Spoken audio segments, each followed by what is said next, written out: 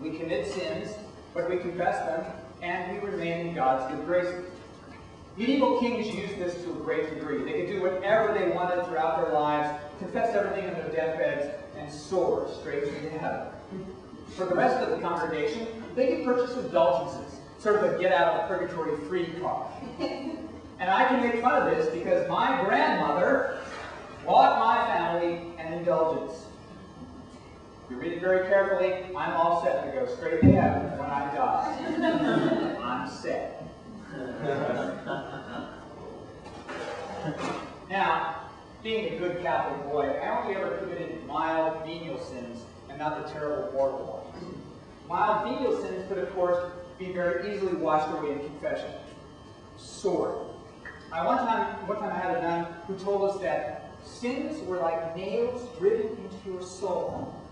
The nails would be pulled out in confession, but the holes could only be gotten rid of through the fires of purgatory. Ouch. Now, of course, mortal sins were much worse. If you died with an unconfessed mortal sin in your soul, you would go straight to hell.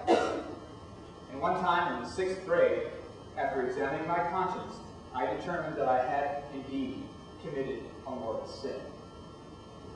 I mentioned earlier that my classmates had entered the art period known as early toilet stall. And so they're circulating one of these pictures one day, and Sister Ada intercepts it, looks at it, crumbles it up, and throws it away. And she says, "Boys and girls, drawing such pictures and looking at such pictures is a sin against the 6th commandment." I grew faint. I had seen that picture as it went around. So I had sinned against one of the commandments, a mortal sin. If I was walking home later that day and the safeties wasn't careful enough and a car ran me over, I was going right to hell. So I had to confess the sin as soon as possible. And how did I do that? Confession was still 3 days away. Now, I did manage to survive until Saturday. I always did look both ways before crossing the street. And it was time for our bi-weekly family trip to confession. So I'm walking with my mother and my aunt, and I would have not really mortal sin. We go to church, and they attach Kleenexes to their heads. Because if you didn't have a chapel veil or a hat, a Kleenex would be an adequate substitution. And we got in line, ready for confession. I watched some of the other lesser sinners of the parish going by, and finally, it was my turn. So I walked over to the booth, opened the heavy velvet curtains, stepped inside, and closed them behind me. Now, while I'm in there, I can hear whispering. It must be somebody else's confession.